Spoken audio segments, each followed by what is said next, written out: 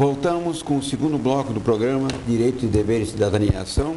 Hoje entrevistando o professor Paulo Roberto de Souza, psicólogo, professor, mestrando em Direito em Educação e que está nos trazendo importantes esclarecimentos a respeito da alienação parental e da síndrome da alienação parental. Esse câncer que atrapalha diretamente o relacionamento entre os filhos e os pais. Doutor Paulo, o senhor falou as atitudes mais comuns da alienação. O filho, como é que ele procura se defender, se proteger dessa situação? Existe como ele se defender? Porque ele, na verdade, é a vítima da história. Sim. Ele tenta se defender. De que maneira você se defende? Você foge. Então, é uma fase onde essa criança ela vai se isolar dessa relação. Se isola, se emudece, tenta participar cada vez menos do convívio, desse convívio que lhe faz mal. Uma coisa muito interessante que o jovem faz é não admitir esse tipo de conversa. Quando isso começa a acontecer, ele grita. Ele tem uma postura agressiva contra... A defesa dele é o choro. Na defesa dele, da criança, é mais um isolamento, um afastamento. Isso, lógico, vai levar essa criança a um processo depressivo. Aí a síndrome já está instalada. Já está instalada. O adolescente não. O adolescente, ele tenta bate, defender, né? Exatamente. Ele não defender o outro, mas ele tenta se defender. Não quero saber dessa história, isso é problema de vocês. Eu vou sair. Aí dorme na casa do amigo, dorme na casa do outro. Alguns começam a já ter uma atitude de começar a beber, efetivamente. O não suportar a pressão. Né?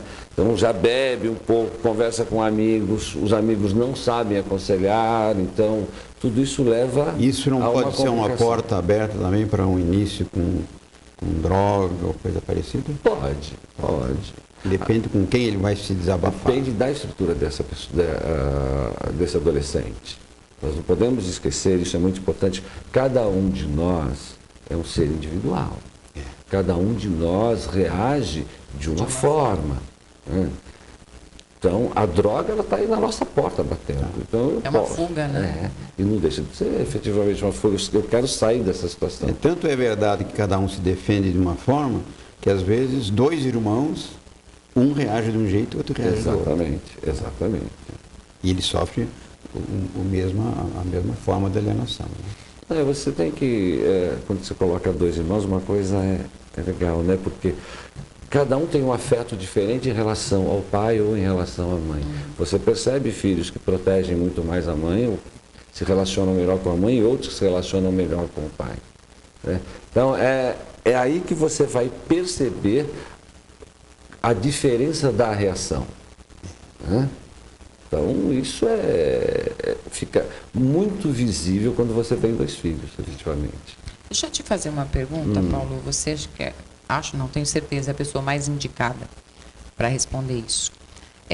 Esse ato de alienação do genitor, ele pode ocasionar na criança o que vulgarmente a gente chama de falsa memória, ou seja, a criança ouve a mãe ou ouve o pai falar do outro.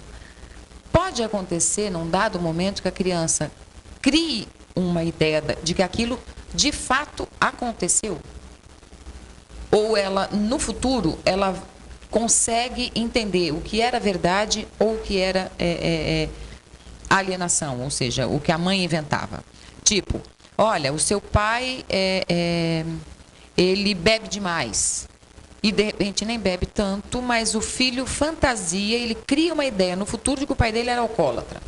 Por exemplo, isso pode acontecer? Pode. Uma mentira contada diversas vezes se torna uma verdade. Bom, quando você fala de bebida e o seu pai é um bêbado, a criança ela não tem noção do quanto é bêbado, do que é alcoólatra. O adolescente... ele não tem bafômetro. Exatamente.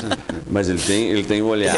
O adolescente, quando ele começa a beber, já vamos falar do adolescente, quando ele bebe, ele sente alteração. A bebida age mais rápido no organismo do adolescente, porque ele não está acostumado a beber. Então, o álcool ainda não já funciona direto.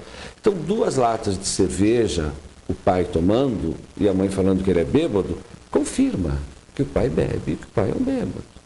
Quem bebe é bêbado.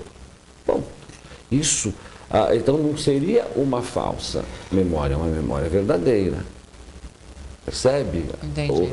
Porque ele presencia, ele vê, a avó fala, o tio não bebe, o pai do coleguinha não bebe, mas o pai do outro coleguinha bebe mais, mas ele relaciona a outra bebida à bebida do pai. E o falar, você é um bêbado, que é uma fala recorrente, se torna uma verdade. Quando eu coloco falsa memória, por exemplo, quando a mãe diz assim, o seu pai nos abandonou, ou o pai diz, sua mãe nos abandonou. Às vezes, não foi um abandono, às vezes o casal não tinha mais condição e, entre eles, decidiram romper.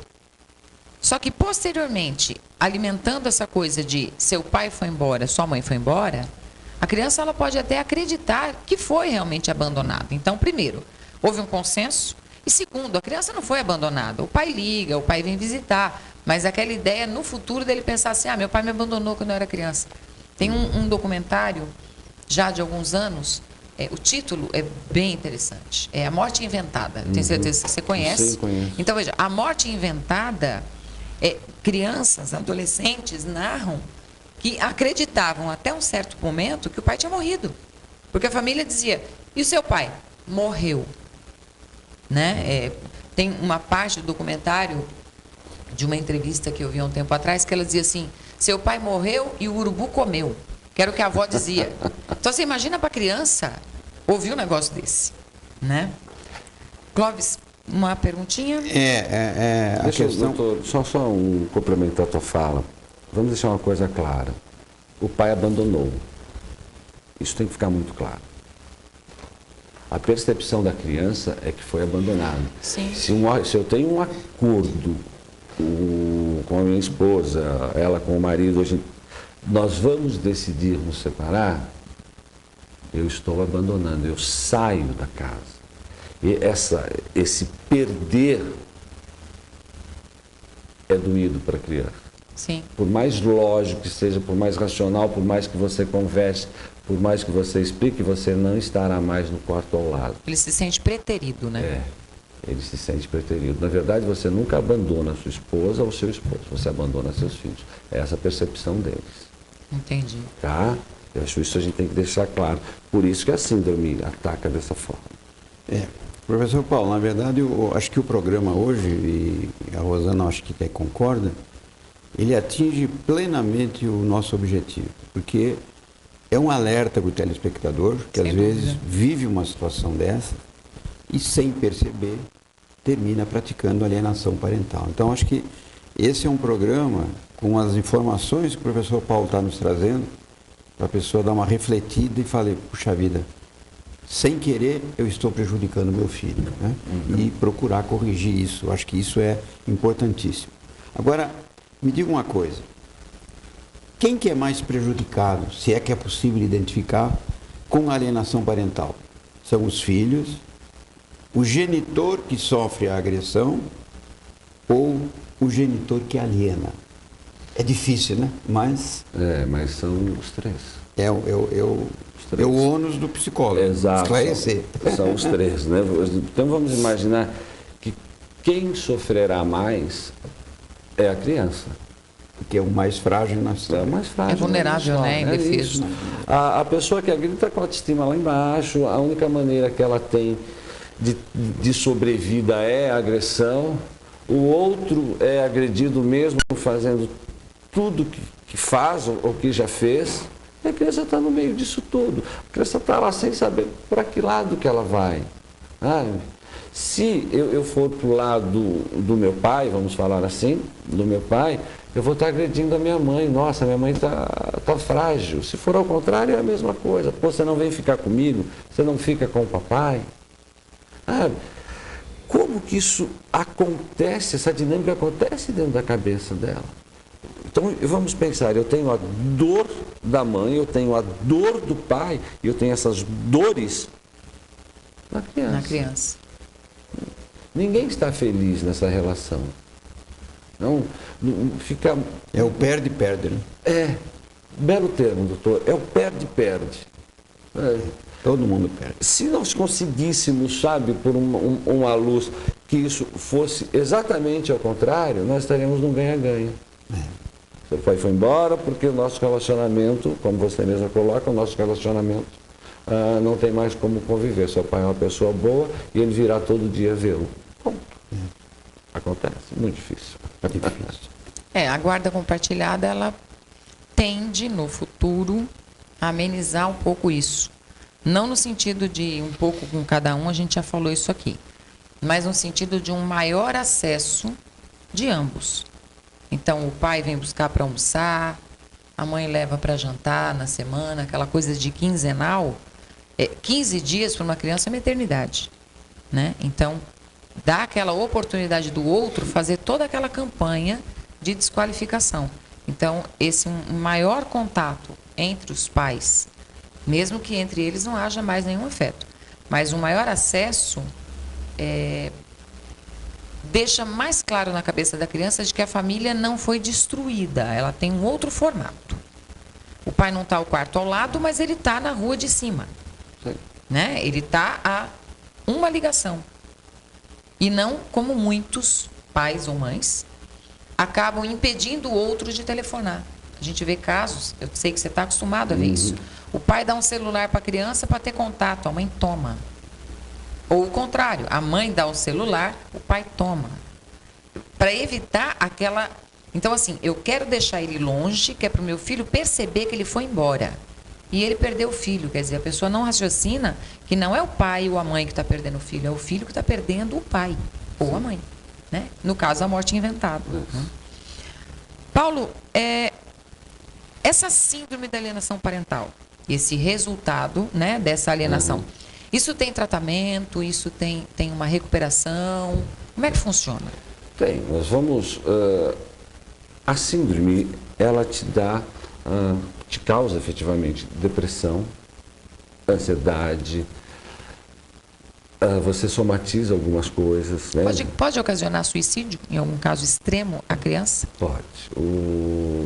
Da criança eu acho pouco provável, no adolescente sim. E do genitor alienado também é possível? O suicídio nasce de falta de alguma coisa, né? De uma vontade de chamar a atenção também, ou melhor, perdão, o suicídio não, né? Mas a tentativa de suicídio sempre é uma maneira de você querer chamar a atenção. Para o adolescente ficaria mais fácil ele se suicidar, porque ele estaria agredindo os dois da mesma maneira que eles estão agredindo. Ou até para sair daquela situação que ele não suporta mais. Sim. Nós temos uma questão quanto ao suicídio que é interessante. Muitos dos casos, eles não querem, né, se suicidar e acaba cometendo o ato fatal. Ele quer tentar para chamar a atenção. Exatamente. E aí acaba, o plano dá errado. Mas deixa eu retornar rapidamente para você e te colocar a seguinte coisa. O tratamento tem que ter um acompanhamento psiquiátrico também. Só o psicológico não adianta. Porque, é mesmo? Porque você vai ter que tomar ansiolítico, vai ter que tomar antidepressivo, conforme o nível dessa Pode síndrome. chegar a esse estágio? Pode. É bem sério isso. É bem complicadinho. Olha, gente, quando o assunto é bom, e a gente tem tido experiência nas nossas entrevistas, né, Rosana? Com certeza. O tempo parece que não é rápido. Na verdade, possivelmente a gente vai ter que pautar esse assunto, continuar discutindo, né, outros enfoques numa outra oportunidade, né, porque o assunto é importante, é sério e não se esgota em 30 minutos a discussão. Nós vamos então para as considerações finais, lembrando ao telespectador que o programa é reprisado às terças-feiras, às 7h30, né? Aqueles que não puderam assistir. Todos os vídeos gravados, todas as entrevistas, né? Já temos mais de 12 ou 13 entrevistas, estão no site ProLegis, na TV ProLegis, então podem ser vistas, podem ser assistidas a qualquer hora do dia, né?